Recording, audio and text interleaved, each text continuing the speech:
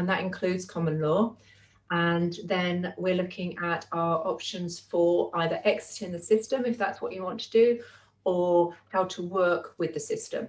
So the idea of this whole presentation is summed up by Maximilian here, who says the secret of freedom lies in educating people, whereas the secret of tyranny is in keeping them ignorant.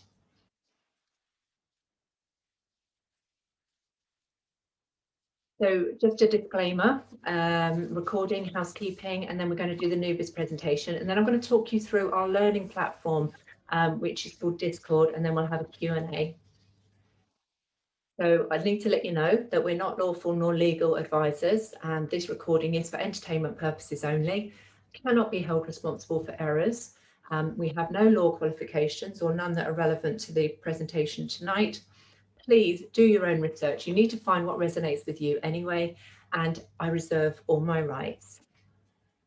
This Zoom call is being recorded for the benefit of people who are unable to attend. I put it up onto my BitChute, and if you wish to remain anonymous, please turn off your camera and change the name on your screen.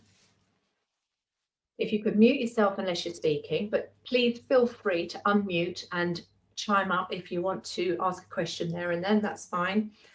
If it can wait, then pop it into the chat, and I go through all of the chat questions before I go into the Q&A, or you can wait until the end and we can have a chat then. You can also use the raise hand function, which you can find in the participants section of the Zoom call screen. And if we could all uphold the common law principle of standing in honour by respecting all members and opinions. Before we start, can I just ask, is the record light showing? I just want to double check because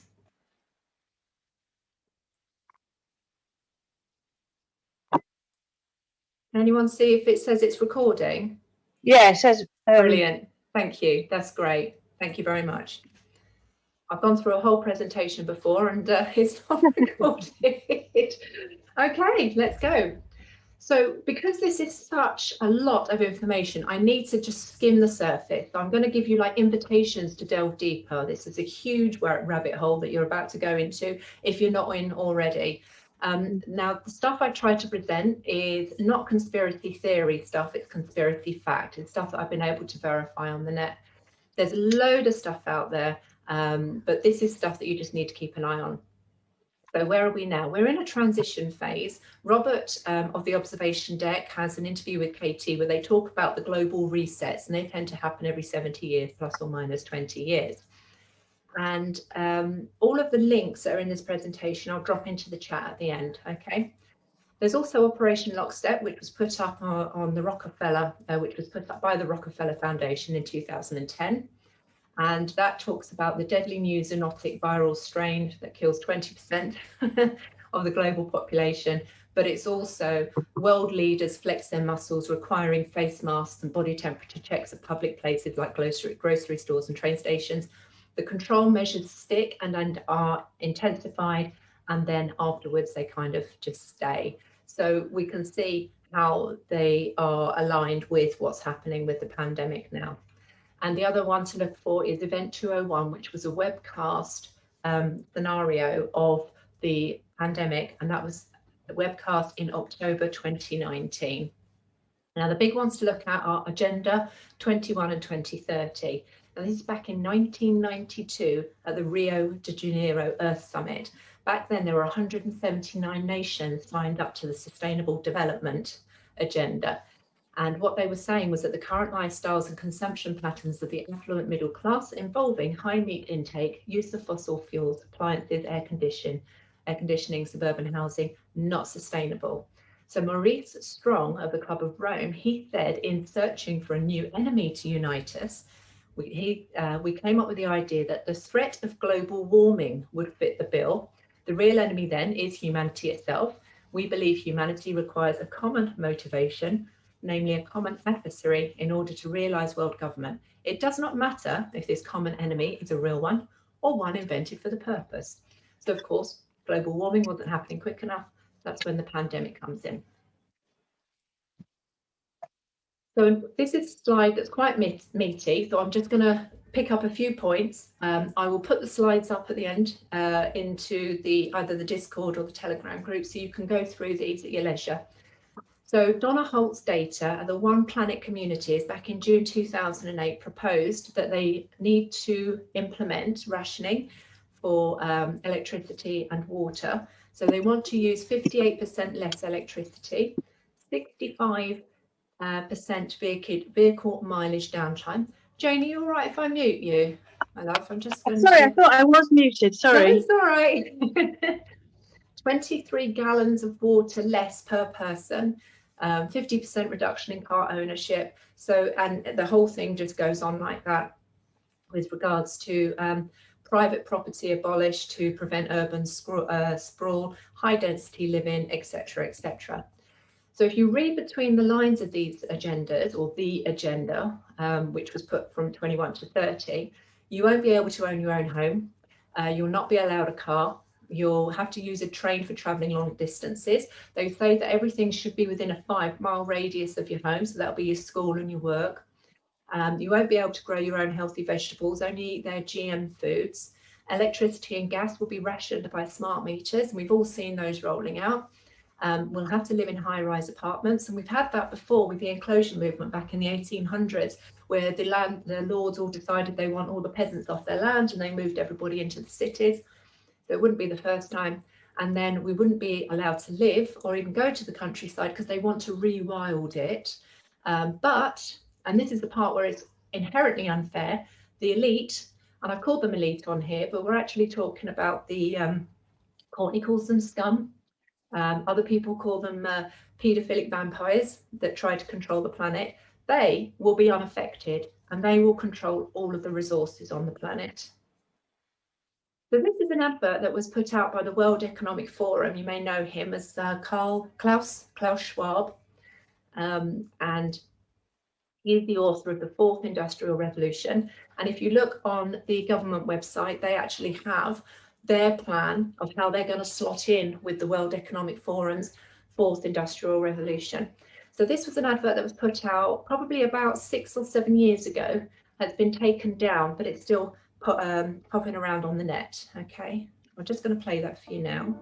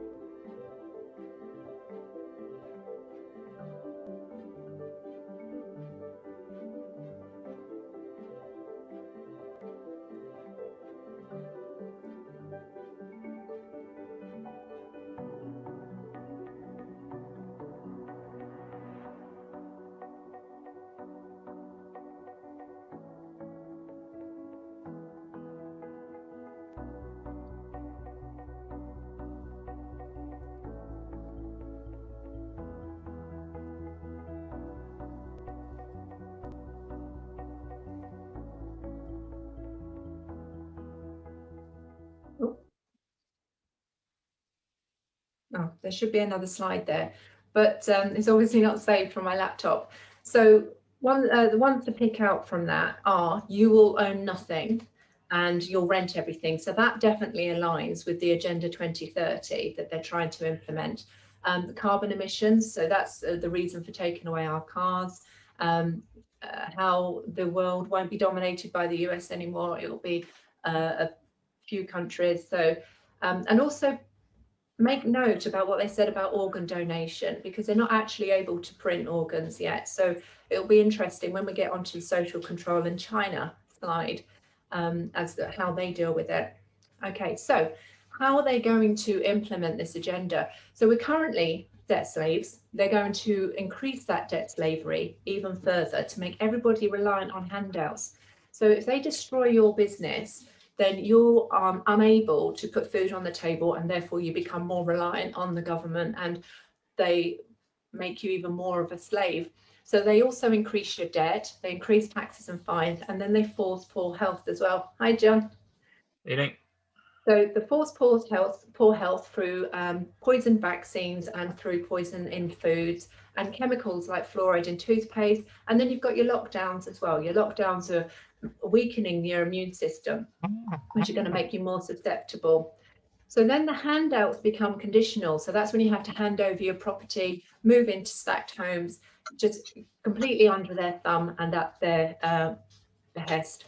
John, I'm just going to pop you on mute if that's okay. You're right, thank you.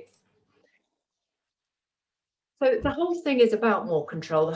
We're talking about Agenda 2030 at the moment. So the whole thing is about more control. So they want to control all energy and production, transportation, industry, food production, development, water availability, controlling the population size and growth. And then there's the implementation of digital IDs and transhumanism as well.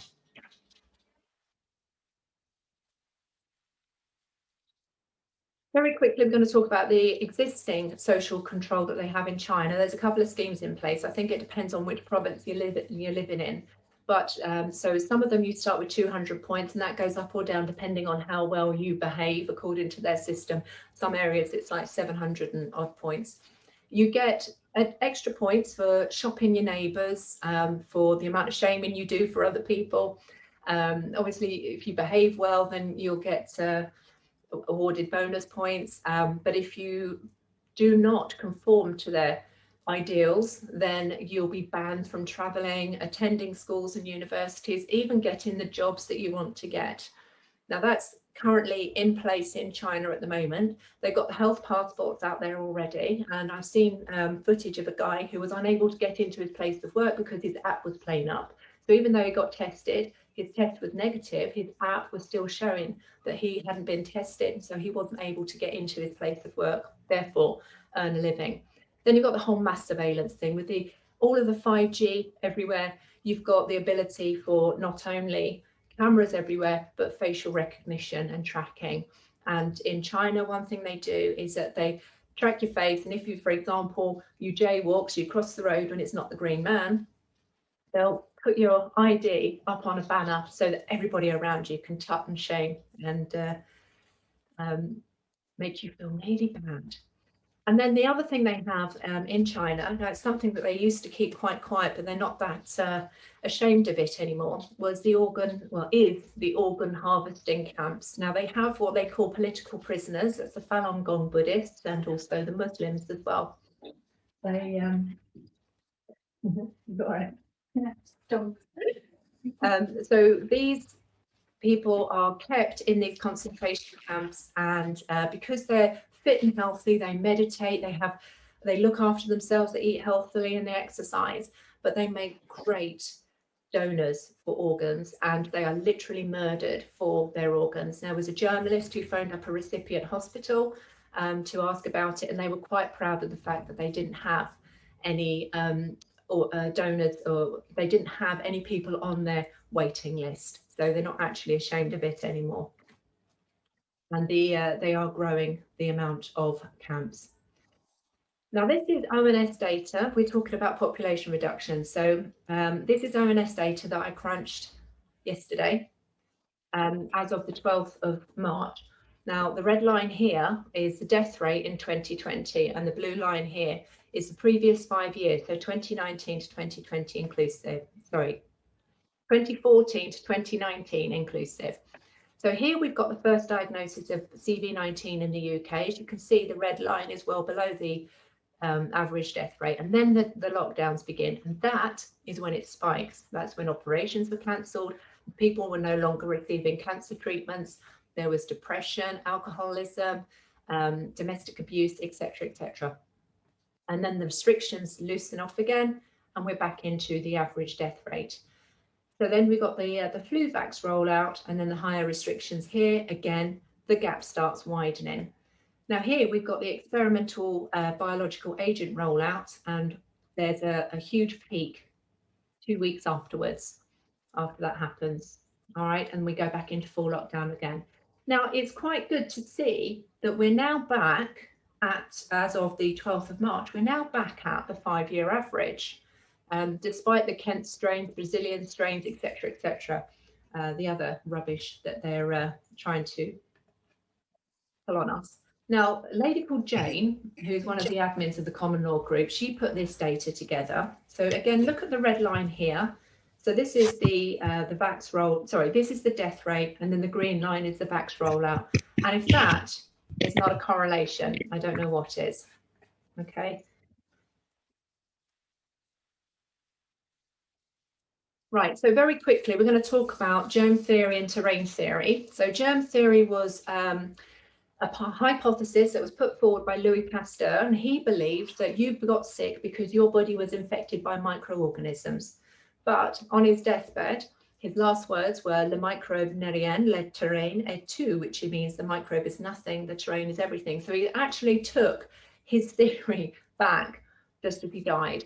Now, terrain theory was talking about the fact that if you look after your body and you look after your environment, your immune system can deal with anything, that's pretty much anything that's thrown at it. So this was initiated by Claude Bernard. It was later built upon by Antoine Béchamp, and he said you treat the patient, not the infection. So you don't try and kill a microorganism that's in your body, you enhance the immune system of the patient. Usually the flus, etc., are a result of a weakened immune system. They are colds and flus are the body detoxifying. So the same way that a seed germinates, it knows what time of year to germinate, our bodies know when to go through that detoxification process. Also, lack of nutrients. So for example, in the winter, we don't get as much vitamin D unless you supplement it.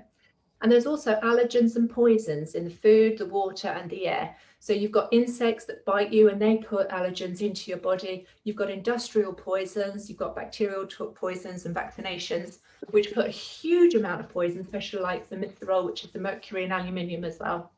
And then there's drugs as well. So all of the drugs that you're taking internally from the NHS, they are going to have huge amounts of side effects on your body. This is a really good book by Dr. Thomas S. Cowan. I've been trying to get an interview with him, but he's too busy. The Contagion Myth it sums it up really, really well. So he also talks about the radiation, so the 5G, and all of the Wi-Fi and everything, and the effect that can have on the body, and also what you can do to try and protect yourself from that. So he also talks in there about electrosmog and exosomes. Now, exosomes are what they pick up on the PCR tests, and exosomes are secreted by the immune system cells. They are intercellular communications. They're actually really good because they pop out, they wrap up the toxin, and then they send a message out to other bits around it, other cells around it, and say, come on, we need to detox. There's an allergen in here. And so exosomes are good, and they are a protection mechanism for the body. However, because the PCR test, the lateral flow test, are picking up exosomes, and exosomes can be released by stress, allergens, whatever, not necessarily COVID-19. Then you've got the whole thing about HIV and AIDS. So it actually, this is a documentary that I'm going to give you a link to. It's called House of Numbers, and it talks about how back in the late 70s, the CDC were about to lose their funding because, you know, things were being mopped up with regards to disease, and they needed a new enemy.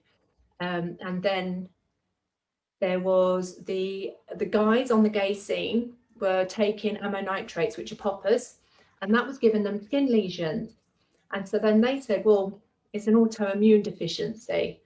And they started giving them a drug called AZT, which is a chemotherapy drug, which was literally killing these guys. And then they called that AIDS. So poor old Freddie Mercury actually died from the treatment they were giving to him. If he'd have just stopped having the ammonitrates and let his body deal with it, there's no isolation of HIV. In fact, no virus has ever been isolated. There's a doctor in Germany back in 2014, won a Supreme Court ruling that the 6 pieces of evidence that a doctor had given him saying that an isolated measles virus was evident actually wasn't. So even measles, chickenpox, mumps, rubella, none of that has ever been isolated. It's a bit like God. You know, you can be told about it. You can be told about viruses. You can believe they exist, but there is absolutely no evidence to prove it. So if there's a miracle, you can believe it was caused by God. If there was a flu, you can believe it was caused by a virus, but it's only a belief, never been proven. Then we talk about fertility as well. Back in October 2014, there was a false flag event.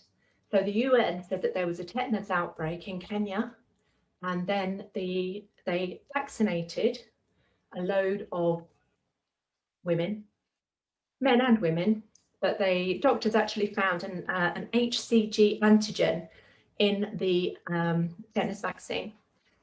And it turns out that they sterilised, now the numbers vary, between 500,000 and 2 million women of childbearing age. And this is in Kenya back in October 2014. I'll put a link there, but you could just DuckDuckGo it and it will take you straight, because it's well documented that they've already been making women sterile. We also got the GlaxoSmithKline whistleblower who said that it's got not only an HCG antigen in it, but an anti-GnRH, which attacks the male sperm. Okay, so that's where we are right now. So what do we do in order to help ourselves? So you need knowledge to be able to avoid this.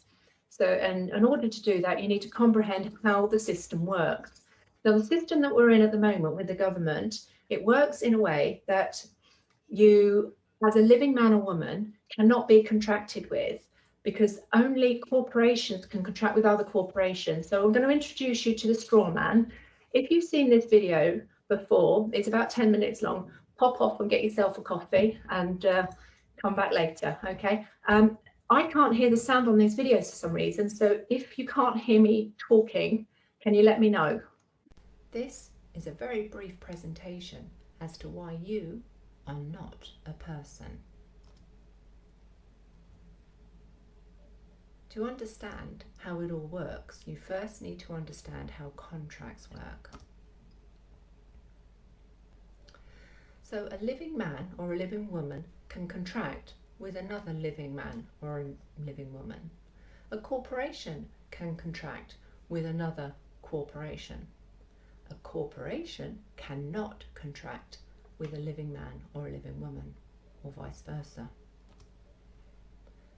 The government, which is formed of the Crown, the UK, the City of London, the police, social services, they're all profit-making corporations. So how is this corporation telling living men and women what to do? The way they do it is they set up what's called a legal fiction. So when you were born, unbeknownst to your parents, they registered your birth. So Joanne of the family blogs, who is the living woman or living baby at that time, became Miss Joanne Blogs, surname in capitals, a corporation. That is a person. In 1862, the definition of person was changed to mean corporation. It's part of the legalese trickery. So now the government, the corporation, can now contract with the legal fiction corporation of Joanne Blogs, in capitals, the person. If you look at letters, fines, etc. that come through the post, you'll see there'll be different variants, but some or all of your name will be in capitals. Those are the various corporations that are set up in your name in order for the government to contract with you. So in order to contract with you, they impose rules, licenses, fines, bills, taxes, regulations. They are all contracts between the corporation of the government and the corporation of your legal fiction. For a contract to be valid, there are certain rules that need to be abided by. Firstly, the parties must be competent to contract, so they must be of the age of consent, they must be mentally able, and they must be free to contract between legal or lawful entities. There must be free and genuine consent. So that consent has not been obtained by fraud, deceit, coercion or mistake. There must be full disclosure, providing all material information that may influence the decision on both parties' behalves. There must be valuable consideration, so something of value needs to exchange between both parties. There needs to be certainty of terms. Those terms and conditions are fixed and they're unable to be changed without agreement. There must be a meeting of minds, so when those parties recognise and comprehend their obligations. There must be signatures or autographs in wet ink as recorded evidence of reciprocal consent. If the contract is between a living man or a living woman and another living man or living woman, then it's an autograph. If a person is signing on behalf of their legal fiction, it's a signature. And there must be privity of contract, so that contract cannot be sold on to a third party. So there you have it. You, as the living soul, are not your legal fiction. You are not a person. However, you act on behalf of your legal fiction. So you choose what contracts you want to enter into. In common law, the laws are simple. You cause no harm, loss or injury to another living soul or their property. There's no threat of harm, loss or injury, and you're honourable in all your dealings. So let's look at the definition of crime. Sorry, I'm just going to pause it a sec. John, are you there? Yes, hello. Oh no, sorry, John Hurst. Oh, sorry, John. Sorry. Thank you. I didn't see there's another John. He might come back at the end of the video. Okay. Sorry. It is defined as an act committed in violation of a law. Oh, Trina, can you hear me? It's unlawful. I was catching Hi, up with my John. other messages. Hi. John, you're supposed to be in the other room. Sandy's there. Oh, okay. Which one is it? You want me to move you there? Yes, please. Yeah. All right. I'll put you in there now. See you later. Sorry, guys. And it's a serious offence. So if you've forgotten to get insurance on your car, or you've forgotten to sawn it and you get sent a fine,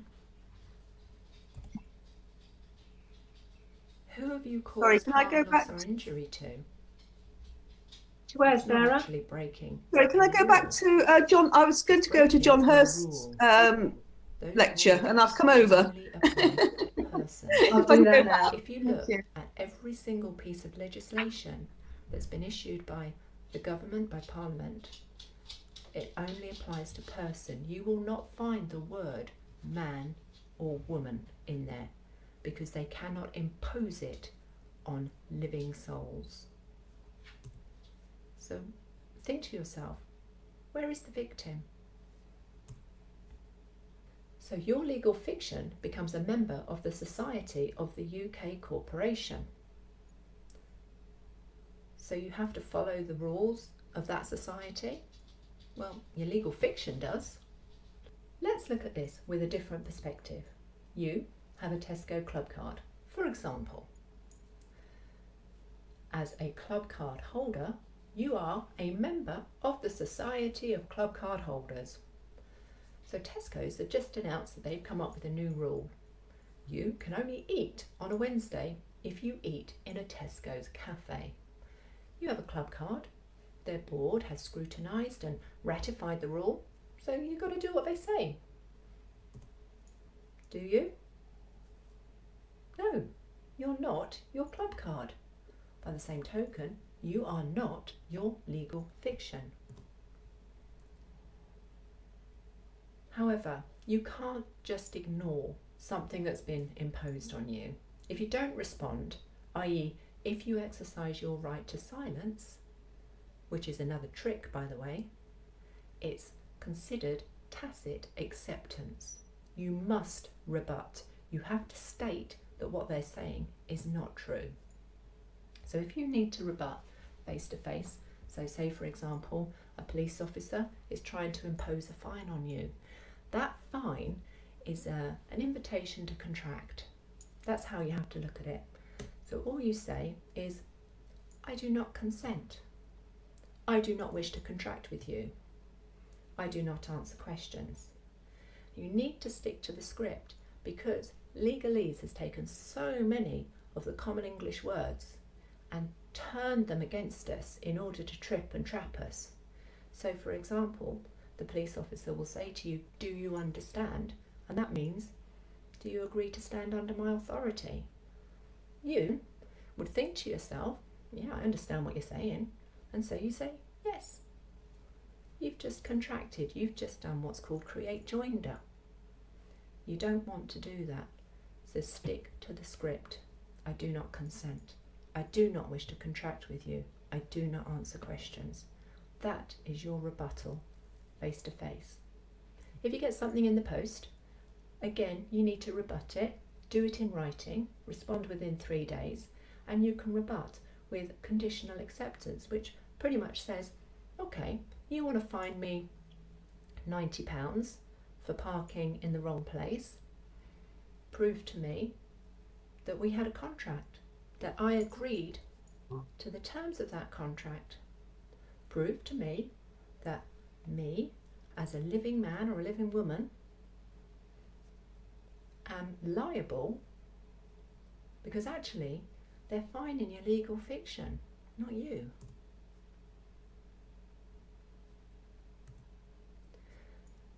So don't let the corporations grey the simple understanding of the law. Everything other than common law is contract. Of course, if you do actually break a law and create a victim, so you do cause harm, loss or injury or threat to another living man or woman, then you are breaking the law and they are able to deal with you in that way. But everything else, that is contract.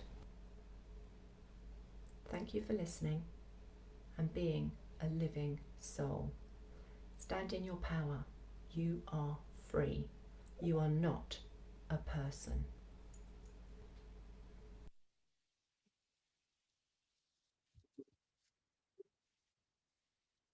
Has it finished? Sorry. Wow, because I can't hear it. I was thinking, oh, crikey. Okay, I apologise. Right, okay.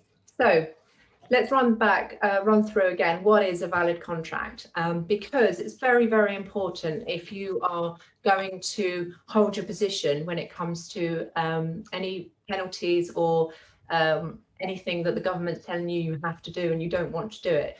So with regards to valid contract, well, with regards to the straw man, as you can see, because they're not allowed to tell, or they can't tell living men and women what to do, therefore they impose all of their fines, etc., on the straw man. And if you look at your bank statements and your bank cards and your driver's license, it is all capitals. You are a corporation, and that is what they're fining.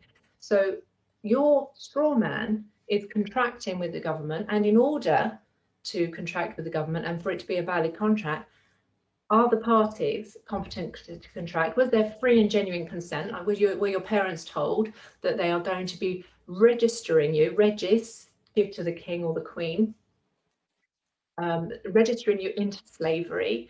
And, you know, was there full disclosure? No, definitely not. Has there been valuable consideration? Are you getting as much out of the arrangement as you put as they are? Are you getting as much out of it as, you know, what they're asking you to put in? Certainty of terms, so they can't change that contract once it's been agreed.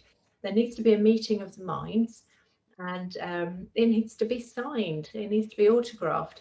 Now, the privity of contracts is also very important, especially with the Data Protection Act and the GDPR as well, because they cannot sell contracts on. So if, for example, you had a contract with a loan company and for whatever reason you're unable to pay it and they send it on to a debt collector, that contract is not, they can't sell it because it's private to those two parties or whoever many parties were in that original contract. They can't involve a third party in there without giving you a deed of assignment, without you giving permission to pass it on to a debt collector.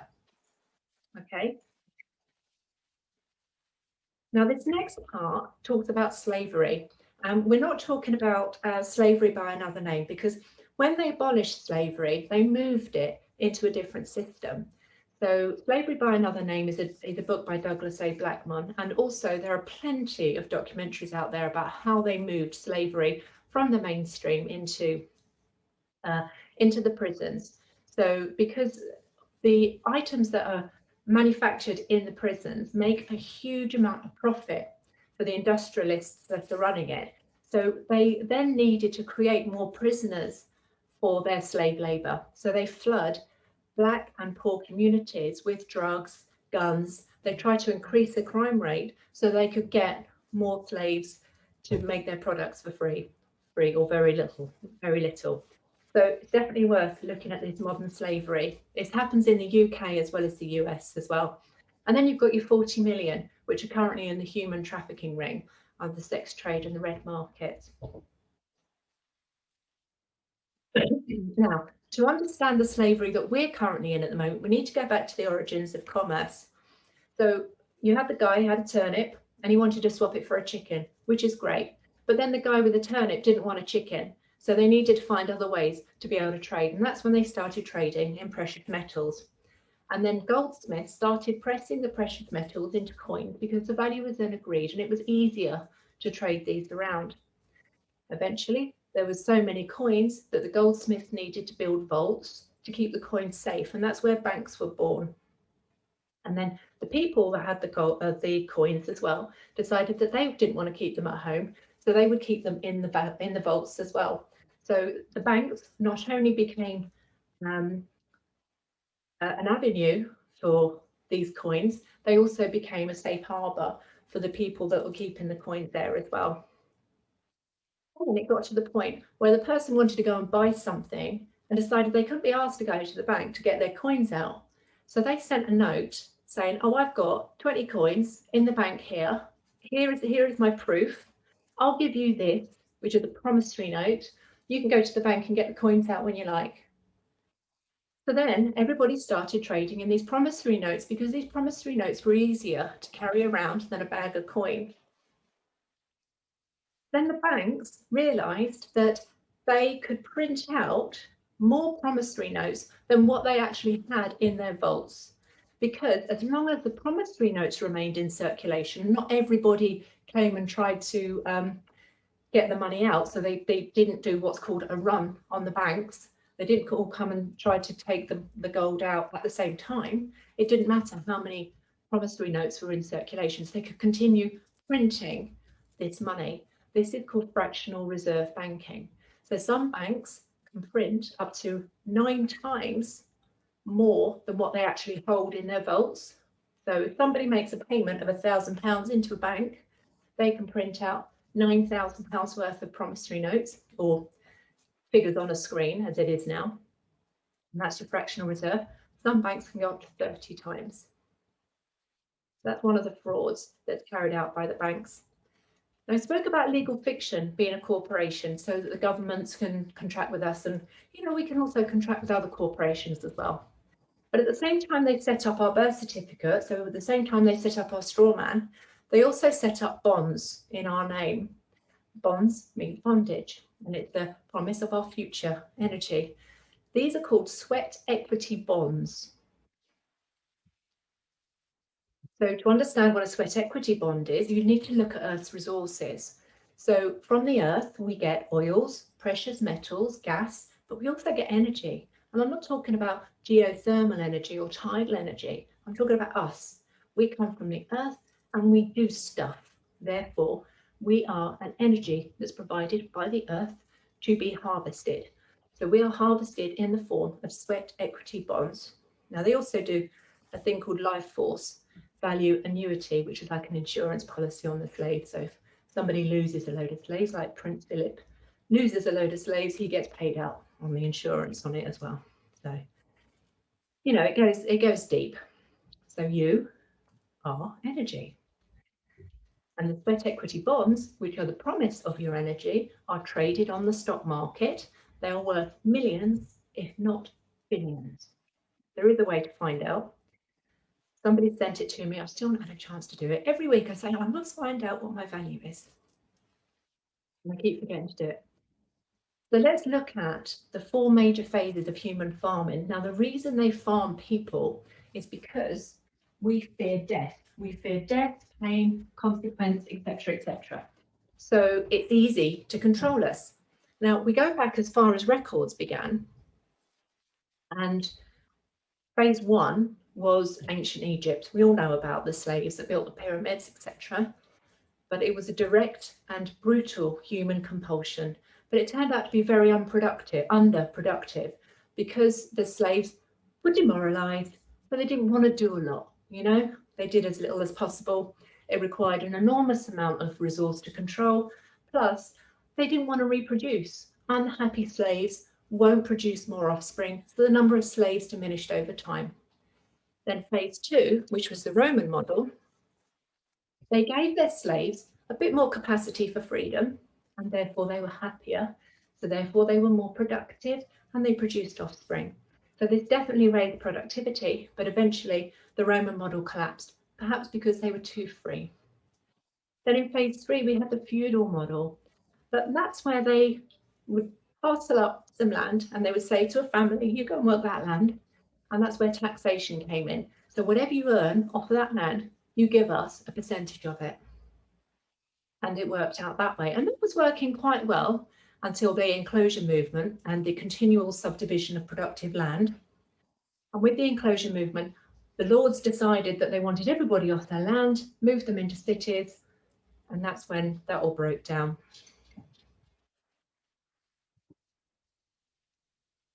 Now, phase 4 is the democratic model. So the displaced peasants that had all been moved back into the capital cities, they became a huge stock of cheap human capital. The ruling class realised they could make more money by letting their livestock choose their own occupations.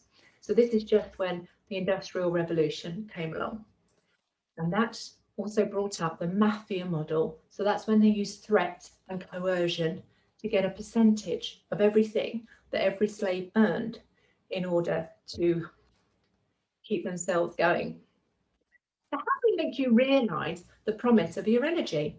So this is through control and through social engineering as well. You've got school where you're indoctrinated. You're only told what you need to know. I didn't learn politics, economics, anything useful, how to grow food, how to deal with injuries, or even sew at school. They only teach you what you need to know in order to fulfill their slavery needs. So they also dumb us down as well. There was a friend of mine who took a test from the 1900s, couldn't do it without using Google. And they're also conditioning us to authority. Another person I know has written a book called School is No Place for Children, because it's all about teaching them how to fear authority, you know, and fear, you know, why haven't they done their homework, or why are they not standing in the position they need to stand in. So it's all about just getting rid of their freedom, their spirit, their backbone. And then they're paying slaves to police slaves as well. And the shaming, you know, we shame each other. That keeps us in order because we don't want anyone to judge us badly. And then they've got the media as well, which is a massive distraction. And then you've got industries, film, fashion, trends, keeping us distraction and creating debt. And how do they keep us slaves? So they divide us.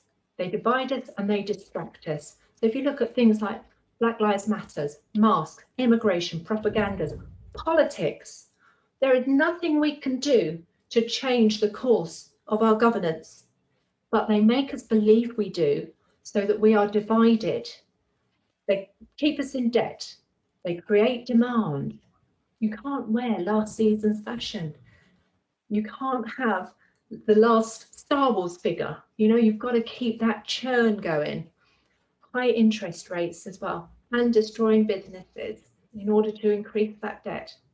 And then you've got the consequences as well. So, you know, you're not going to speed because you don't want to break, you don't want to get a fine, you know, you don't want to be threatened with having your car taken off of you. You're not going to grow marijuana because you might go to prison. So banks are the energy pipeline.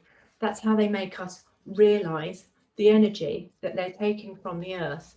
So they use our energy. We use our energy to put money in the bank, and then we use that money to buy stuff that they've created the demand for, to fulfill that demand. So they make us discontent, and then we use some retail therapy to make us feel happy again. So debt is energy in advance. So if we're giving them our energy, why don't we buy a £10,000 car and borrow the energy that we're going to create over the next 10 years? So that is energy in advance. So that's what loans are. But they also have a second fraud here, and that is called credit creation. Now, when you sign a piece of paper that's a loan agreement or a mortgage, you're actually creating that money. You're creating those figures on the screen. There is no pot of money that the bank takes those funds from to give to the other person you're buying the house from or the car from.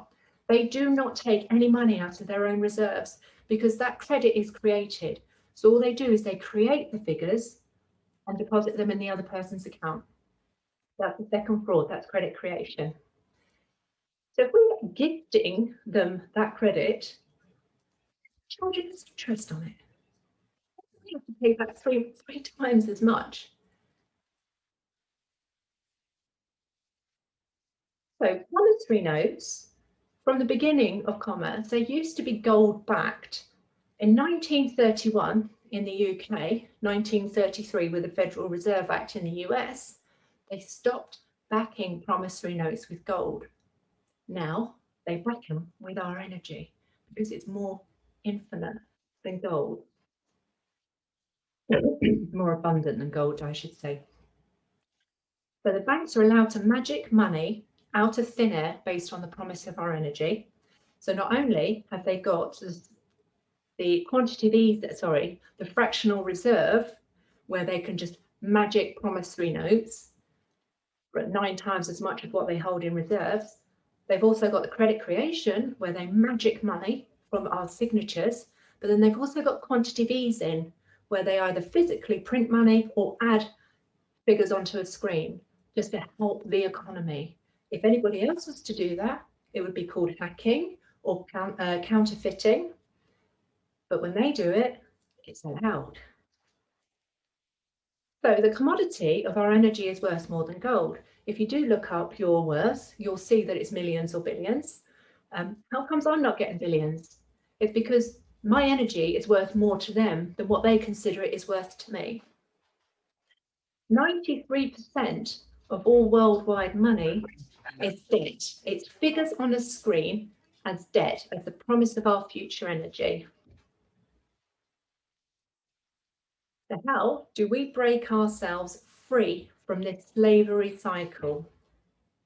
We just need to cut them out. So we need to stop using fiat money, which is the whole slavery system. We need to take our energy back. We work for ourselves, we trade with each other the way we did hundreds of years ago. Go back to the turnip and the chicken. Go back to Brixton crowns, kindness credits, power tokens, whatever systems are out there. Even Bitcoin cuts them out. I've actually been getting quite well into Bitcoin, and when you buy using Bitcoin, because there isn't taxation, etc., stuff's a lot cheaper, definitely. So the 85% you see on the screen there, that is how much you are taxed. For every pound you earn, you're getting 15p for yourself. So it might be that they're only taxing you 20%, 40%, whatever PAYE rate you're on. But then when you add in the taxation you'll pay on the goods, the services, your VAT, your fuel duty, your import duty, export duty, whatever, all of these taxes, there's near on 2,000 different taxes. They all add up and they are giving away 85% of everything that you earn. So the current financial system is called fiat currency. It's a system of the scum, and they take a huge cut of everything. They take, if any of your taxes go into this German bank account, 40% goes to the central bank, which is the Rothschild cartel, and it funds the elite. The rest of it goes to the Vatican and to the Crown. Very little of it comes back to us. So if we were to take control of our communities ourselves and look after our own communities, we would actually be getting £1 for every pound rather than 15p for every pound. Other systems exist, so you can set up your own as well. Just trade outside of that system. Now, the other thing you need to know about is law. So I'm going to take you through a really crude and brief history of law. Now, when I talk about law, I'm talking about spirit law, natural law, universal law, common law. These are the ancient laws that we have as our inherent known what's right and wrong, morals and ethics passed down for a generation on how we treat other people. So if we go back to the Abrahamic religions and to the first recorded Bible, which was Hebrews in the book of Exodus. Now this was back in 600 BCE. Now I said BCE there, it means the same time frame as BC, before Christ, but if you're not Christian, then we use the term BC, before Common Era. Now they talk about Moses, who supposedly lived 1200 to 600 BCE. He went up Mount Sinai and he came down with the tablets. And it talks about blood guilt.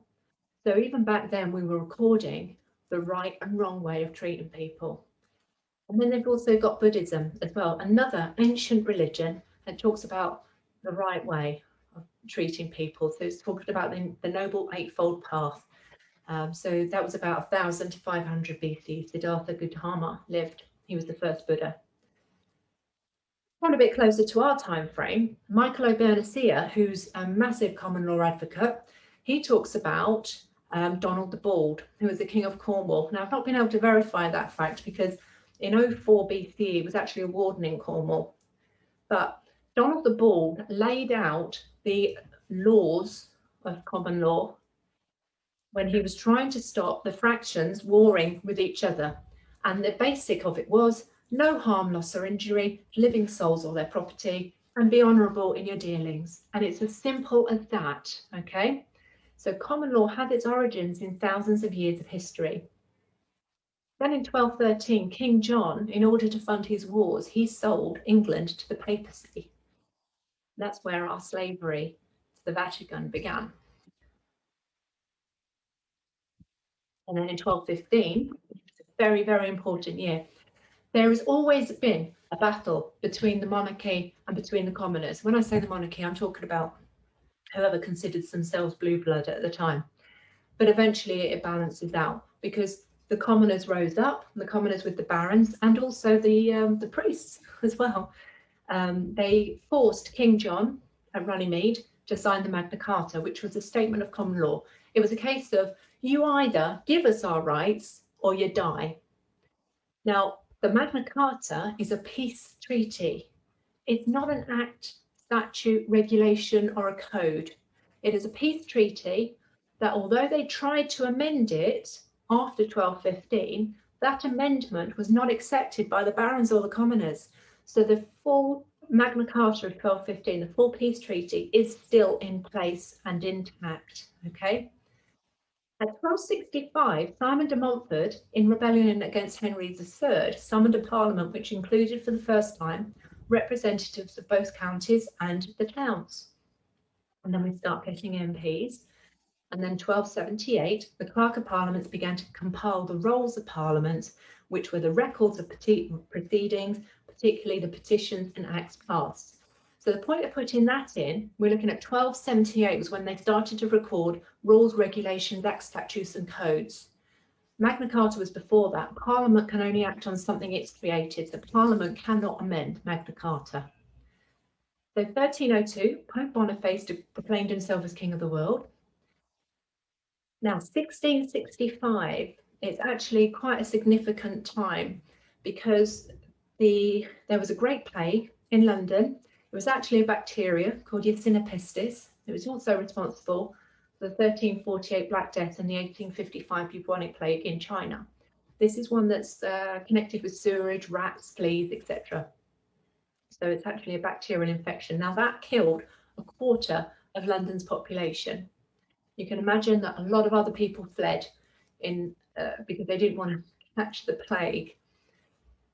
So that left a lot of property empty, and they didn't know whether this property, the people that owned this property would be coming back or if they were dead. So very coincidentally, in 1666, there was a great fire of London, which also happened to burn a lot of records of property ownership and of people. Behind closed doors in Parliament, they enacted the Sair Act of 1666. And if you go on legislation.gov.uk and you type in 1666, it will come up with Sair Act. And if you go onto the full act, it will say that if you do not tell us you're alive within 7 years, you are dead. You are considered dead cargo. They don't tell us to do that. So as far as they're concerned, the only thing that actually exists of us, according to them, is our legal fictions, which is a dead entity.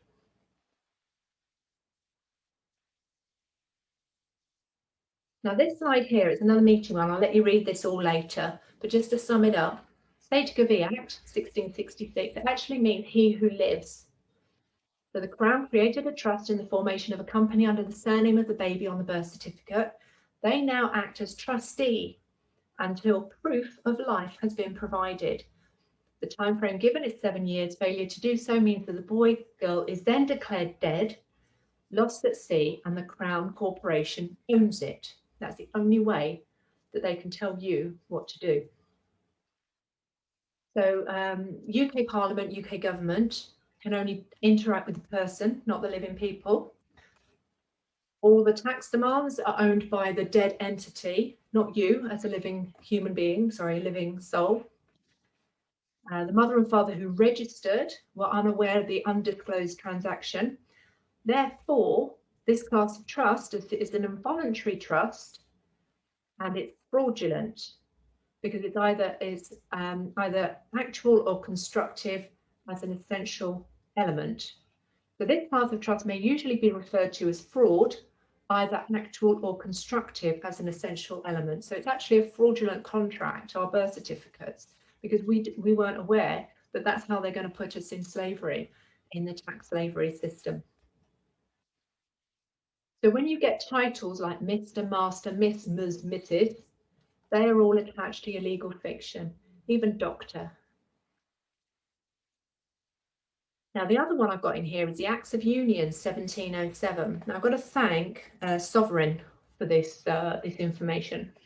Here we've got a little screenshot of the Act Union with England Act 1707. It's chapter 7, and it's the act ratifying and approving the Treaty of the Union of the two kingdoms of Scotland, note the capital letters, and England. Now, when you look into this a bit further, that if you look at the foreign, if you look at the word foreign, it means belonging to another nation or country, or belonging or attached to another jurisdiction. If you look at the University of Oxford Style Guide, it says that capital letters are only used for registered trademark, because it's either, if it's a name, then it uses title case, you know, where you've got a capital letter to begin with and then the rest of it's all lowercase. But if you have capital letters in running text, it's only for registered trademarks. And also on the Chicago Manual of Style, in section 11.147, all uppercase running text which clarified this use of capitals is a foreign language to English. Now, what this actually summarises as is that these two words, Scotland in capitals and England in capitals, were corporations, not the actual country. So Article 25 depicts that parliaments are the decision makers, so they are acting as head of state, or uppercase United Kingdom, and not a sovereign monarch. So they're CEO of the corporation.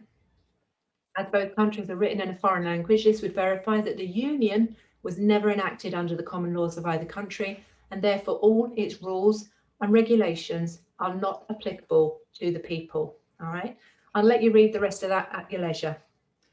Let's talk about common misconceptions on common law. Now, I very briefly in the video touched on a language called legalese. Now, what they've done is they've taken some words that we use every day, like the word person, like the word understand, many other words, and they've twisted them to mean something different in a legal sense. So with common law, if it's all lowercase like this, I don't know if you can see my mouse there, then it's talking about the law common to all, lex loci, aka law of the place, which is the oral tradition based on customs, morals and ethics. So that is the no loss or injury, no harm, loss or injury to living souls or their property, and be honourable in all your dealings. That is the simplicity of common law. It is victim creation, and that's it. There's no victim, there's no law broken. Then we've got common law, which is the entitled case here. Now, this is a legalised term. They've taken this and they put it in some of the acts and statutes. This is British or English common law. It's not always a friend of the people. Plenty of atrocities have been committed under it. Sometimes it's case law based on previous precedents. Now, in 1971, a chap called Lord Gardner decided that he didn't want judges making decisions anymore because it was just going to overcomplicate things and maybe lead to evolution, you know. So he said that decisions that were made previously in case, i.e. using case precedent from now on, that's how judges used to have to come to their conclusions, was through the previous decisions that have been made before them. And then we've got the common law. This is a codified version of the common law, often found in Acts of Parliament, Constitution, servants' alibi. Gives citizens, and our citizens is another legalese term, it means slave, subjects an impression of common law. Sometimes criminal matters in civil law jurisdiction will be subject to the common law due to lack of statutes and or their regulations. So it's like a mop-up, yeah? So let's look at the hierarchy of law as it should be. Okay, so in the right here we've got in yellow, this is life, this is living, this is fact. Then down here we've got water, so this is dead. And up here we've got the universal law, natural law, common law and constitutional law. So this is all the stuff that's in the fact. Then down here we've got commercial law, admiralty, maritime law, statutory legislation and corporations. So these are all the dead fictions. Like your legal fiction is a dead entity. Now with the hierarchy, we have at the very top the creator. Now it doesn't matter if you believe that your creator was God, the captain of a spaceship who came and panspermiated the planet, or whether we were actually born off the planet, but we came from something. So there is absolutely no doubt that there is a creator out there. Don't want to get into who created the creator, but we came from something. So above us is our creator. Then we have living man and living woman. Now these are in a green box here because these are facts. They're tangible, they're real, they're not made up. That all comes under the law of the land because it's our historical law that's been handed down for generations, for millennia. Then underneath, we've got government. Now, government was created by man to serve man. Nothing that's been created by man, no, man cannot be ruled by something he has created. Sorry, I get that right. So it's a fiction, it's made up, it's a construct. They have legal policies. And then underneath the government, we have corporations, and they have rules. Okay, this is all in the orange box here. Now, this is all fictional stuff. It's all made up stuff. Now, these all come under Admiralty Maritime Law. Now, the reason that is because commerce began, or the rules of commerce began on the Mediterranean Sea, because that's where they really started to get the trade going. The Admiralty Law was the law on the ships, so the admiral at the head of the ship, and it was his law on the ship. And then the maritime law was the law between the ships. So that's why it's Admiralty Maritime, because it's all to do with the commerce. Anything that's commerce is the law of the sea, not the law of the land. What we have now, this is the hierarchy of commerce. We have the corporations telling our governments what to do, our governments telling us what to do, and there's somewhere down below, squidged down there, is the creator that we're not honouring in any way, shape or form. So we've got the fiction, the artificial construct, telling the facts what to do. Now this is the current system that we have. Now, at the origins, we went back and we gave law to the government to look after for us because it was easy for them to administer it. And that is what's in the green here, the law of the land. Lawful stuff, victim creation. If you break a law, you are creating a victim. That is a fact, okay? So that's a cause no harm, loss or injury to another living soul or their property, okay? Now we've got some threads out here going into this orange section, and that's because these elements also deal with live, deal with actual tangible victims. You've got your social services, your police, your local authorities, your courts, and your HSE. And the reason this orange circle, which is all the contract law stuff, is so big is because they've made a huge industry out of it. Social services, the police, they make a huge amount of money, even though they say they're underfunded. The local authorities, with all of the poll tax, they've got hundreds of millions in reserves. You've got your courts, which are a massive money-making scheme. And don't forget, if you hire a barrister or a solicitor, his first obligation is to the court. His second obligation is to you as an imbecilic child. You are represented because it's considered that you do not have knowledge, education, the ability to present yourself.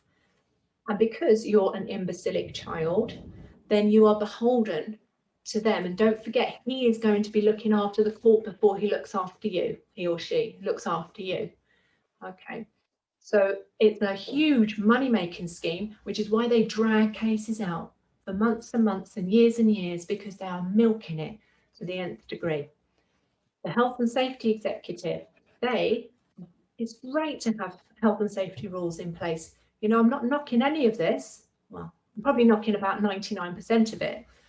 But, you know, we need to have an awareness of looking after contractors, employees, etc., absolutely. But for them to receive 35 million in court awarded fines in 1 year is not looking out for our best interests. That is huge profiteering. VAT, 132 billion in 1 year. It's gone way too far. They've gotten far too greedy. Then we've got taxes. Taxes again, voluntary. They belong to your legal fiction, not to you as a living man or woman. Your fines. Stats, statutes, codes and regulations. Did you know there is over 8 million statutes, acts, codes and regulations? So when they started back in 1278 to start writing down these acts, statutes, codes and regulations, now 800 years later, there's over 8 million of them, and they're adding to them to the tune of 8,000 a year. Utterly ridiculous, and it's impossible to keep on top of. You could be breaking a law just for breathing. Well, you actually are now because of the CV Act. Thanks for that.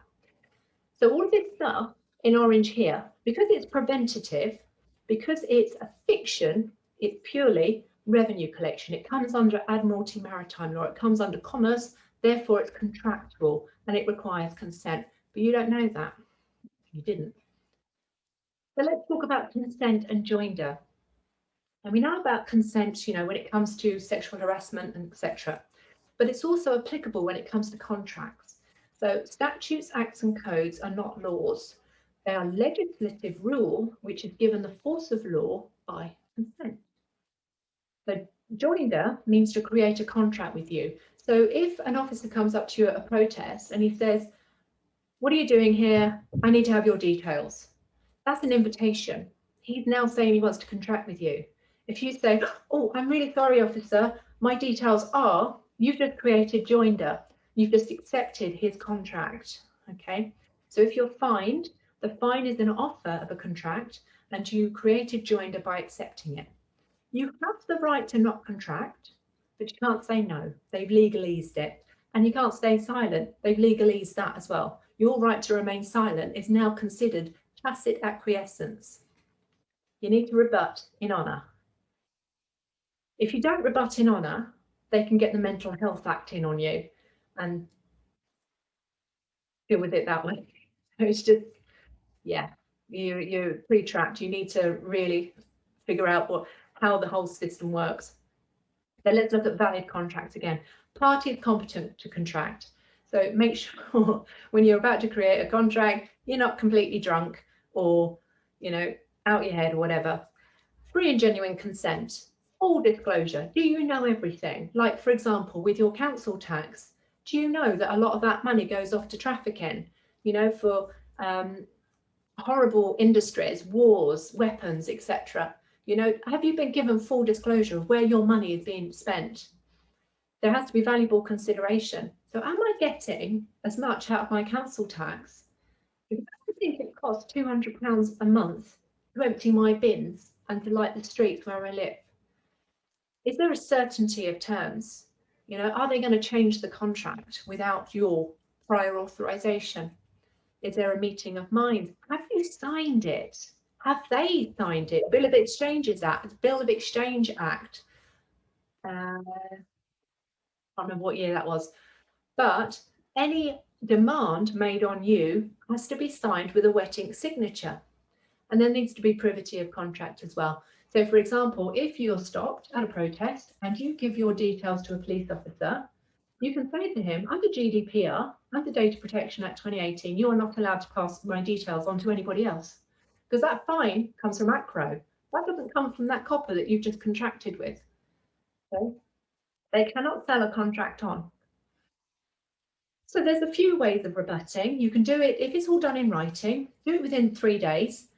Now, I need to look at this whole situation again, because we were doing conditional acceptances, we were doing the 3 notices. Everything's supposed to work in 3s. It's the whole Judaic system. We were doing the conditional acceptances, the notice of default, dishonour, opportunity to cure, and then the notice of default. But the way people have actually been winning these days is going straight to affidavit. So the conditional acceptance asks questions and says, I will accept your contract, your offer to contract, if you can satisfy these questions for me. And so you list out the questions that you want them to answer, such as, I agreed to stick to the 70-mile-per-hour speed limit and bloody blah, whatever, you know.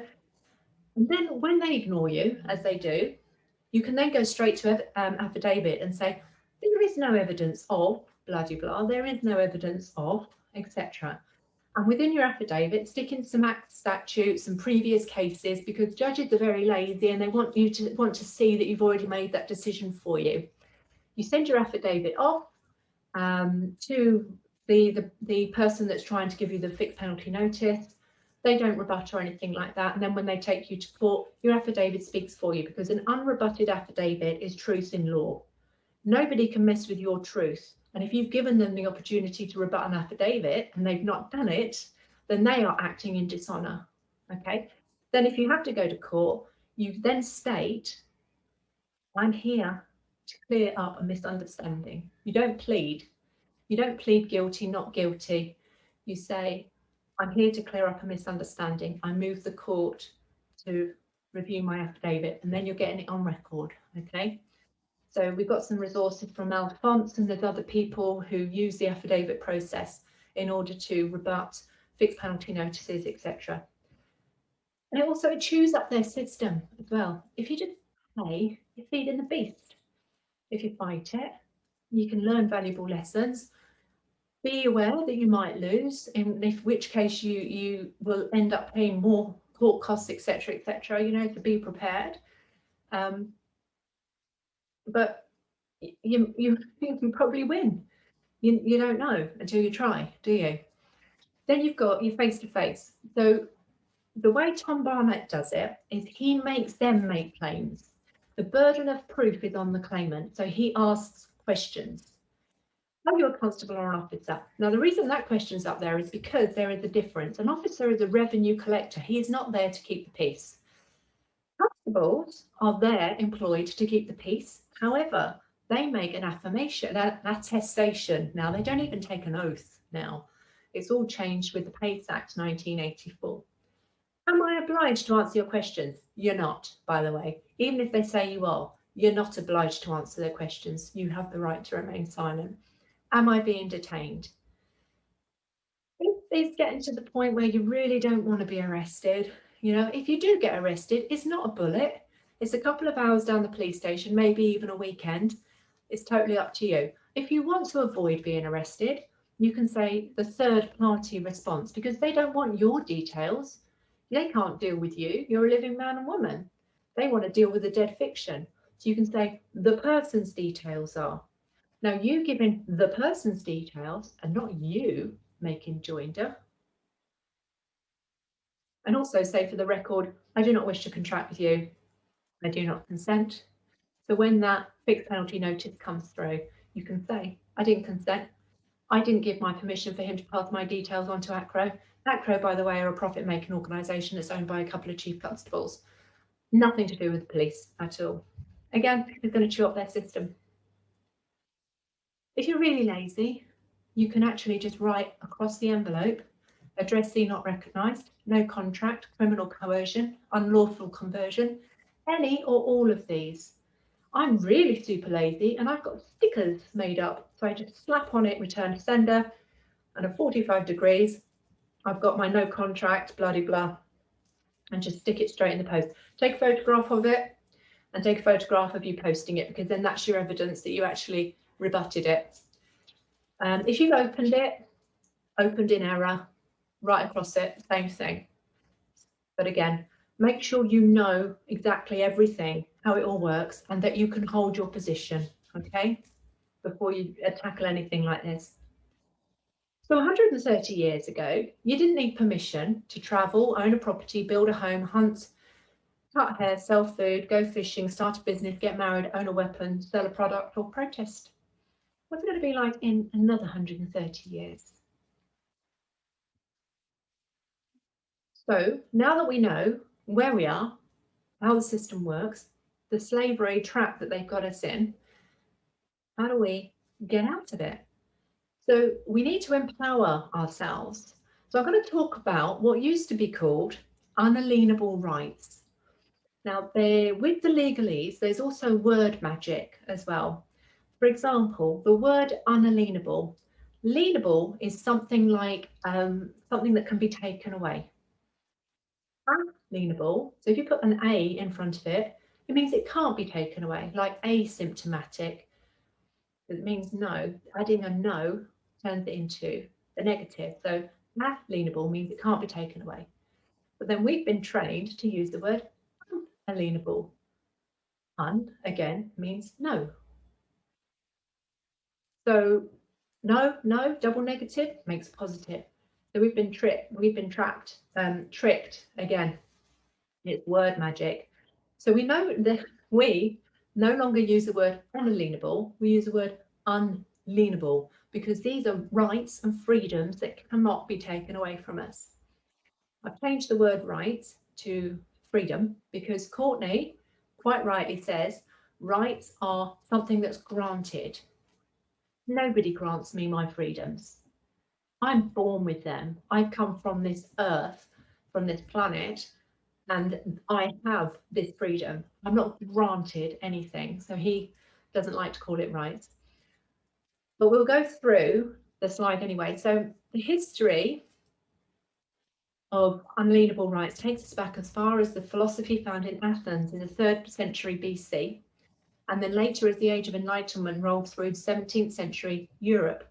It's where the common people fought the idea that only those born to the monarchy were endowed with unquestionable rights. The concept of inalienable rights was used to challenge the rights of kings. So it's a whole equality thing. As society progressed, natural rights were used to justify the establishment of social contracts, laws that established specific rights for individual groups, and finally, a government to protect legal rights. The concept of inalienable rights has made its mark on the world. Although there's been much controversy and differing beliefs on what such rights are, philosophers and scholars generally agree that they are something that cannot be taken from the people, even at the hands of the government. So, for example, John Locke, who is a 17th century English philosopher, discussed the concept of natural rights as he advanced the idea life, liberty, and property were fundamental rights that people could not be forced to surrender. Now, property is very important, and I'll talk about that later. It was Thomas Jefferson, and as much as I loathe to quote a raving Freemason, he later adopted Locke's belief and put into the Declaration of Independence in the US, we hold these truths to be self-evident, that all men are created equal, and that they are endowed by their Creator with certain unalienable rights, that among these are life, liberty, and the pursuit of happiness. So those are your rights. They are inherent, sovereign, natural rights that existed long before the creation of the state. These can never be taken away, diminished, altered, or levied by the state, except by due process of law. When I talk about due process of law, it's if you break a common law and you actually create a victim, then you can be dealt with accordingly. Nor can they be fundamentally removed or waived by contract, whether by non-disclosure, which is fraud and unenforceable law, or knowingly by sufferance, which is contrary to the spirit of the law and prejudicial to sovereignty. This belongs to every living being everywhere on the earth. You have these rights, and every now and again we have to rise up and take them back because they chip away at them over time. So in our unalienable freedoms, I'll let you read these later, but a few points. The right to contract or not contract, which is unlimited. The right to a safe place to lay one's head. Look at the castle doctrine. Your space, your living space is your castle, and it's your rules on your land. Whether you rent it or you own it, it's your rules. If you don't want coppers coming in, then they're not allowed in because it's your rules. The right to be masters of our creation, including the creation called Parliament and government, the right of freedom of speech and peaceful association assembly, and the right to earn a living income. Keep going. The right of appeals against conviction, sentence, or both. The right to protection from abuse of all kinds, including persecution, tyranny, and war. And it just goes on like that. Okay. Now, this is something, because we need to use the system to fight the system, because if you try to take common law into a legal fight, it's like bringing a sword or a knife to a gunfight. You're going to lose because they don't care. So you need to know the legal elements of it as well. Now, the Bill of Rights, 1688, that gave us rights, believe it or not. It's part of our constitution. Our constitution in the UK is different. I say the UK because the UK is a corporation, and I'm talking about the corporate element of Great Britain. You need to know our constitution is like the Magna Cartas, the Bill of Rights, the Act of Union. Those are documents that make up what our constitution is, okay? So within the Bill of Rights, it talks about defence in power, ecclesiastical courts being illegal, levying money, right to petition. There would be a standing army. So, you know, that the raising or keeping of a standing army within the kingdom in time of peace is illegal. And these are the interesting ones that you need to know about. You actually have the right to bear arms. Their freedom of election, which we do, freedom of speech, even though we've been suppressed of late. Excessive bail. That excessive bail ought not to be required, nor excessive fines imposed, nor cruel and unusual punishments inflicted. So nothing should be excessive. going to talk about £10,000 for opening a bloody business. That is against the Bill of Rights Act 1688. Grants or forfeitures, or grants and promises of fines and forfeitures of particular persons before conviction are illegal and void. So were you convicted when they sent you through that speeding ticket? That's how they're quite clever with it. They call it a fixed penalty notice and not a fine, because they're not actually allowed to fine you without conviction. Okay. Right, so now let's talk about our exit strategy. Now, because of our conditioning, because we've all probably been through school, we've been indoctrinated into the system, we've been taught how to be slaves and not question authority, we need to find our backbones, and that's all about holding your position. So you've got to decondition yourself and your woke loved ones to shake off authority. Remember, the authority they have is the authority you have granted to them. They do not have the right to have authority over you. So only you can hold your position. As much as I love to help people, I get people sending me speeding tickets and things saying, what do I do? Now, only the letter writing is only a small fraction of it, because you have to hold your position. So you need to know how the system works yourself. You need to work it out for yourself, because only you can hold your position. Remember that we are survivors of people that have survived previous resets. So we are the descendants of warriors of previous resets. You know, we've lived, you know, all of the Viking invasions and God knows what else, all the wars, all the bankers' wars. With the living status, as it says in the State Act, if we don't tell them we're alive. And then I was looking at, you know, listing with CLC to get your birth certificate listing with them. You know, you can do the UCC1, you can do life claim. And then I thought, well, what's the point? Because I am enough evidence that I am alive. Surely that's proof enough. I don't need a piece of paper to tell someone that I'm alive. So again, that's another part of holding your position, is being able to prove your living status as yourself, you know, not having a piece of paper prove it for you. Protect your property. Now I've put property in bold and a different color here. Property is the key. Okay, so your body is your property, your house is your property, your car is your property, your offspring, don't call them children, children is legalese. Your offspring are your property until they're of age to be their own property. Nobody has the right to administer property that does not belong to them, unless you're a slave. And as we know, slavery has been abolished. Nobody can own you. Nobody can own your house. Nobody can own your children. So it's all about who is allowed to administer your property. And if you don't want anyone to administer your property, then they don't have the right to administer your property. It's as simple as that.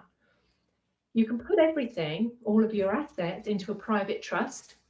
And one of the links I've sent you is a 14-hour course on setting up and administering your own private trust. Or you can do what I did. I was super lazy, I didn't have time.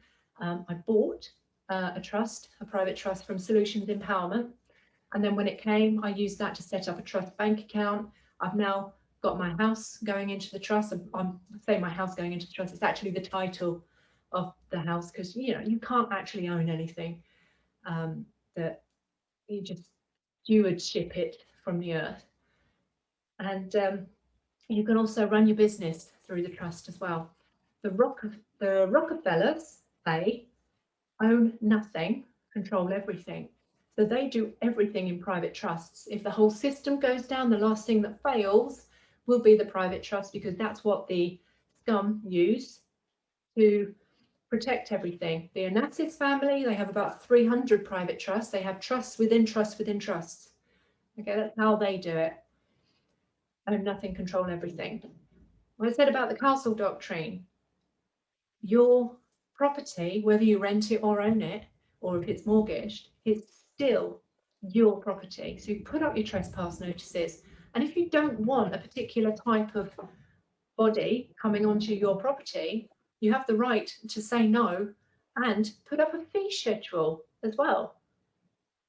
If you put a notice up, like, you know, in a car park, and they say it's going to cost you £1 an hour to park here, you can do exactly the same on your own property. Conditional acceptances as well. Get them to accept liability if they're trying to administer your property. Trade outside of the system, as I mentioned, because again, if you're not trading in fiat, they can't take that 85% away from you. Join your local community assembly. We are a community assembly. We are a social species. We work together better in a herd.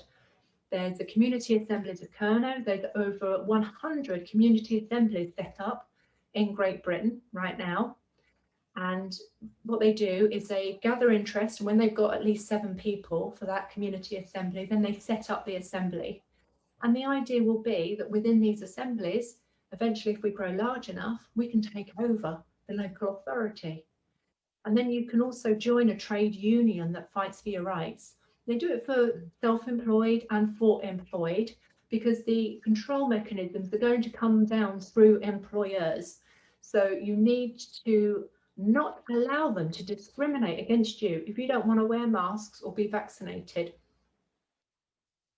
So there's the Workers of England. I'm also helping to set up the Workers of Wales Union. And these guys do actually fight against any discrimination, including the Coronavirus Act. Then you've got your lawful dissent groups, and you've got your common law court groups as well.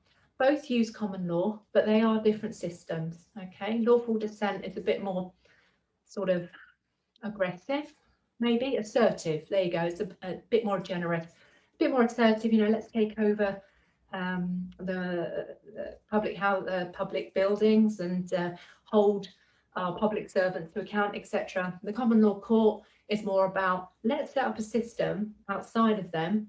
They can do what the hell they want as long as they leave us alone. And you've also got communities like the Universal Community Trust and the Universal Law Community Trust, which is Elizabeth Nelson. Well, so there's lots of groups out there if you want to join like-minded communities.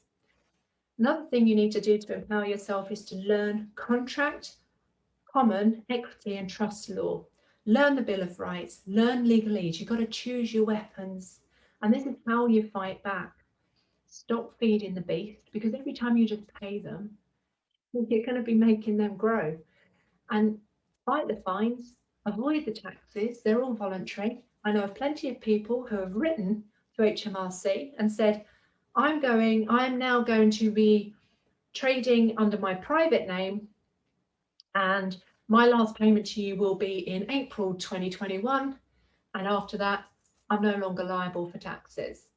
Okay, so you can have a look in the Discord group for people that have done that and have succeeded. There's other ways you can do it as well.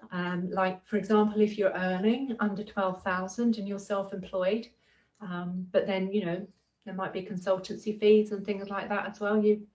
There's ways you can work the system. And then you can cancel your TV license as well, because who wants to watch BBC and the ITV now anyway? They're just completely false news, and it's massive programming, and that's why they call it TV programming, because it is actual programming and social engineering. Learn how to rebut. I have been picking fights. I've got a fight going on with TV licensing at the moment. I've got a fight going on with pensions regulator at the moment, and look for ways of finding remedy. So look at commercial liens, because if somebody has done you wrong, you can actually take a lien out against them and put a lien against their property. And if you do that in a court as well, you can then get the bailiffs to go and get the remedy for you. Books, I've already mentioned the Contagion Myth. Now these books I've got listed on the empoweringbusiness.info website, which is one of the links I'm going to drop to you. So this Contagion Myth, this is absolutely brilliant in understanding where we are right now, by Thomas Cowan, Oxford Dictionary of Law. Yeah, find out exactly what legalese are used against you. This one here is brilliant for word magic. I'm going to be interviewing this chappie on Wednesday. It's called Putting a Stopper in the Bottle of Death. He's currently working on book 2, but this is absolutely brilliant. It talks about the straw man. It talks about all the phonic languages, signs and sight language, what's lawful and legal, police pirates and corporate cheesemakers. There's so much in here. It is absolutely brilliant. It's definitely worth buying that. So there's a link to Gary of the Family Fraud. I've given you his email address, I think, so you can buy that from him directly. And then we've got, for beginners, Freedom is more than just a 7-letter word, and that's by Veronica of the Chapman family. This is absolutely brilliant for learning how the whole common law, how the whole system works, the nefarious system works. For knowing your rights, this one's really good. It's called Policing the Police. It's by Outlaw. It's only like a £5, and it's quite a small book, but it's a really easy read, and it's great for your kids to help them understand how the rights that they're supposed to have if they do come into contact with the police. And then we've got the Common Law Community Training Manual there, and for a bit more advanced, Common Law Handbook for Jurors, Sheriffs, Bailiffs and Justices. Now these are American, but common law is the same in any Commonwealth country. Right, now come back next week and go on Courtney's room, 8:15. Courtney is absolutely brilliant. And he always talks about staying upstream, because anything that's in the system is the viper's nest, whereas he likes to stay upstream of all of that. Now, he's written a couple of books, From Health Heretic to Common Law Advocate, and this talks about his journey within the medical system, how he realised it was all a massive fraud. And then we've got COVID-Con 08. And again, I've given you a link to Courtney's email address so you can order those as well. Now, within the Discord group, I've also got some PDFs, which are absolute gold. First one is an affidavit, 64 pages, from Baron David Ward. This is where he took Warrington Borough Council to court. He didn't take him to court, he won against Warrington Borough Council. It was purely for parking in a disabled bay, but he used it to prove that the system is false, that it's all fraudulent. So definitely worth a read, and pick out bits that you can use in your own letters as well. This one here, Living in the Private, it's written by, excuse my scribbles all over it, it's written by a chappie in New Zealand, but it works over here also. As I say, it's all the same. What I like about this one is that there's lots of comparisons. So you've got, now, when you get into how the system works even deeper, because as I say, I'm only scratching the surface, everything kind of works in trust. So you get creditors and debtors. Now the debtor is on the right-hand side of the page, the creditor is on the left-hand side. Sorry, no, right, sorry, other way around. So the living is on the right, the debtor is on the left, so the dead is on the left. So when you autograph a letter or a notice, you do it on the right-hand side. On the left-hand side, that's all to do with the debtor. You're not the debtor, you are the energy that's going into the system, therefore you are the creditor. Okay, that is your power. So he talks about, for example, the difference between the birth certificate here, the live birth record. He talks about how to sign your name and everything that's different between the dead and the living. All right, so public is dead, private is living. Then you've got on GaiaUni.com, which is Robert of the Observation Deck, you can buy these books. The lien machine, so if you want to take out a commercial lien against someone, there's some templates in the back there. And if you've got a debt collector on your back, diffusing the debt bomb. And again, it's got lots of templates in the back also to help you fight your debt collector. Exit strategy part 2. This is a a piece of artwork in Paris that demonstrates the end of slavery, which is ironic, really. So I thought it'd be apt for this. So let's get out of our slavery so we can stop using the fiat money. So we remove the shackles. The Rothschild cartel, that's the bankers. They're the ones that caused the Iraq war because they wanted to put a central bank in there. All of the countries that they've taken over, which is probably all 193 countries that are part of the UN. That's your debt slavery. Wipe your debts and your mortgages. When I was saying about credit curation, your mortgage is fraudulent. Michael O'Byrne has a process in order to wipe mortgages.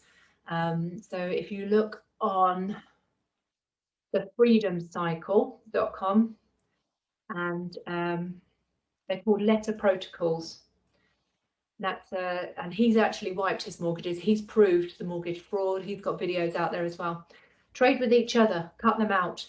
Support local businesses and stay away from the megacorps. You know, this whole breaking of the local businesses is so that the megacorps can take over even further. I mean, they've already destroyed our high streets and all the greengrocers and the butchers. So, you know, we just need to stop using those megacorps and go back to trading how we were.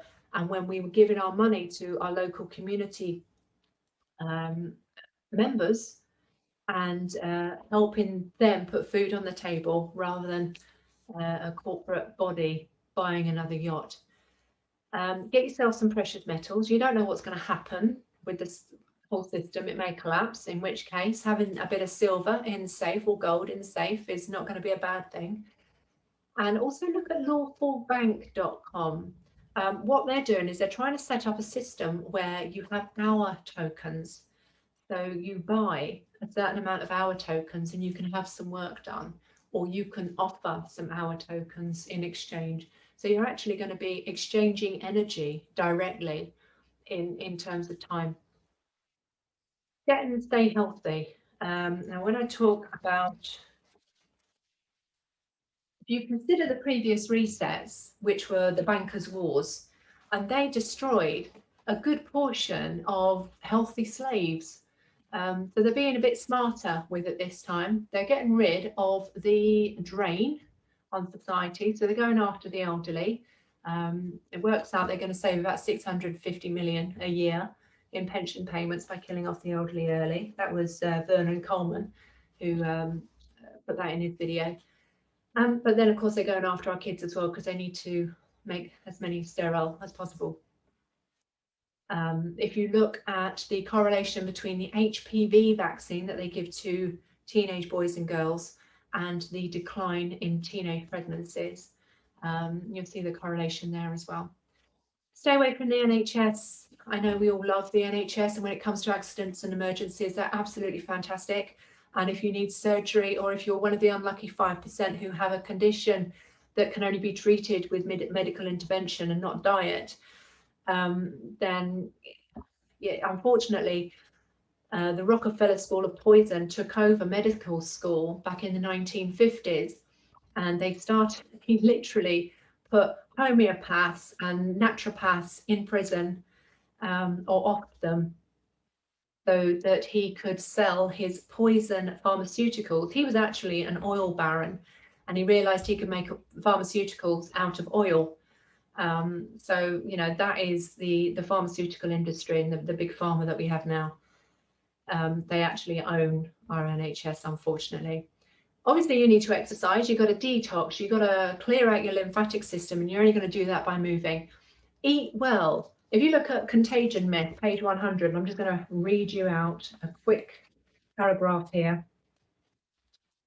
Humanity is also exposed to formaldehyde, benzene, cadmium, phthalates, fluoride and chloride compounds in drinking water, including chloramines, preferred by public water agencies because they persist and do not break down over time, plus a host of pesticides, including the highly toxic, bear with me here, cholinesterase inhibitors, which are nervous system poisons, sprayed on citrus fruits. They can make their way into milk, butter, yogurt, cheese, and cheese via citrus peel cake fed to dairy cows. Toxins in food range from propylene glycol, which is an antifreeze, which is added to ice cream, formaldehyde, methyl alcohol, which are breakdown products of the artificial sweetener aspartame. So get off your diet sodas. The artificial sweetener asulfame. I'm not a pharmacist, so please excuse my shocking attempts. Dough conditioners, artificial colorings, flavorings, including MSG, preservatives, artificial vitamins, including beta carotene, chemical antioxidants like butylated hydroxynalisol, BHA. This is where it really gets tough. Propylgalate and tert butylhydroquinone, which are added to vegetable oils and fried food such as potato chips. So they've been poisoning us through our food for bloody years anyway.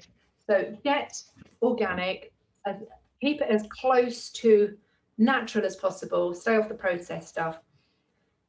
Water is incredibly important. So you need to filter it, but then have the minerals put back in. Try and stay off the tap water. Water has a structure, and if it's not natural, then it can affect your your cellular structure as well. Sleep well, turn off your Wi-Fi at night, come off the chemicals, detox your mind. So don't watch or listen to mainstream media. Your stressors keeping us in fear, which is another control mechanism, can create exosomes as well that will set off your immune system. Come off toxic social media, Facebook, Insta, and Twitter. It's all controlled. The algorithms are amazing, very impressive how they hook you. Stay away from the fear porn. It comes from both sides. So even as you go down the rabbit hole and you're finding out about possible exit strategies and what's going on, there's still a load of crap out there. The whole Trump is going to save us and stuff like that. It's just distraction, and as I say, it comes from both sides. Up your privacy. Stop using Google, WhatsApp, Messenger. We've got lists of better browsers, etc. to use, and simplify your life. You don't need next season's footwear and stuff like that. You don't need Tesla cars and whatever. So here's some warnings. Using common law or the Magna Carta is not a shield. You can't just say, I stand under common law and expect them to go, all right, then I'll leave you alone. It's not going to happen. They're only told what they need to know. A lot of them don't even know what common law or the Magna Carta is. It tends to wind some coppers up as well. And don't forget, you're in a slavery system. They're not going to back off just because you know your stuff. They're not going to let you go easy. So you've got to stand in honor, hold your position, but just do what you need to in order to get the result that you want. Another warning, this rabbit hole, which is actually a warren, it's deep. So you've got to empower yourself through knowledge and experience. Don't get distracted. You don't need to know quantum grammar at this point. Quantum grammar is the language of the Freemasons. Yes, okay, the postal system is very important. And yes, they invaded Hawaii with it, but it's a distraction. You don't need it in order to protect you, your family, and your property, okay? Try on small scale stuff, see what works. And don't forget, they will evolve as we do. We need to share what's working, but at the same token, share what's not working. I've seen a memo that the judges sent around saying, oh, we're getting these conditional acceptances coming around. It's up to you what you do with them. We need to share the stuff as well. Don't say no. You need to rebut in honor. You have to do it from a place of integrity. And we need to learn how to use the system against them. Salisbury's laws will give you lots of case, precedent, etc. that you can